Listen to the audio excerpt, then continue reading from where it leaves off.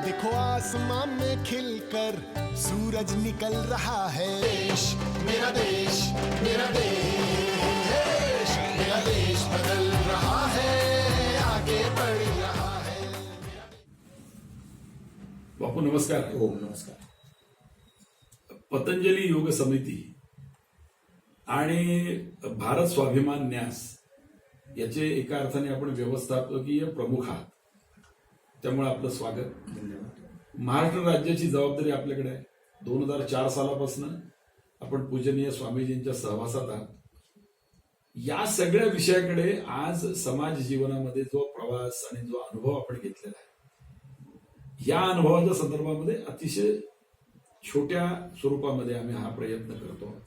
आपण आपलं मत प्रदर्शन करावं आणि 2014 नंतर 21 जून हा जो आंतरराष्ट्रीय योग दिवस जाहीर झाला आणि या योग दिवसानंतर समाजामध्ये या सर्व विषयाची एक वेगळ्या अर्थाने चळवळ निर्माण झाली. याबाबतचं आपलं मतप्रदर्शन आज आम्हाला अभिप्रेत आहे. धन्यवाद दादा. सर्वप्रथम तुम्ही हा एक अभिनव उपक्रम सुरू केला त्याबद्दल तुमचं खूप खूप अभिनंदन.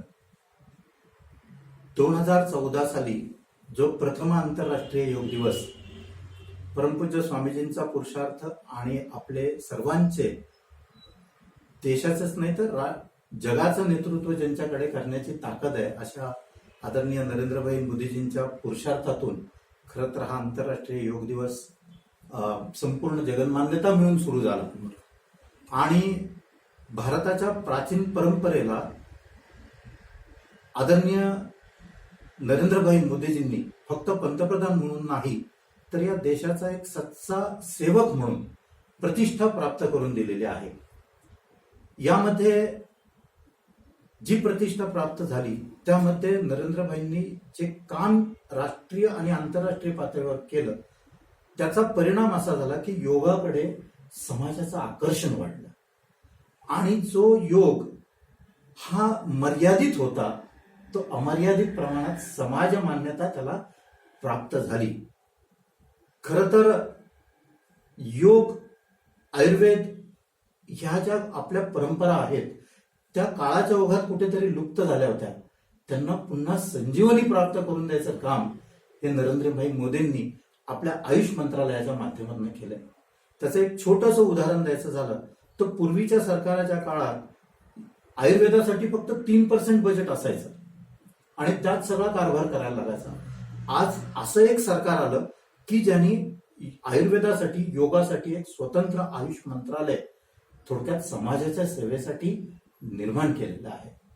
योगाच्या माध्यमातून आरोग्य आणि आरोग्याच्या माध्यमातून आर्थिक उन्नती सुद्धा साधण्याचं काम. कारण कुठेही मॉडर्न मेडिकल पद्धतीने ट्रीटमेंट घ्यायला गेलो आपण तर प्रचंड खर्च होतो.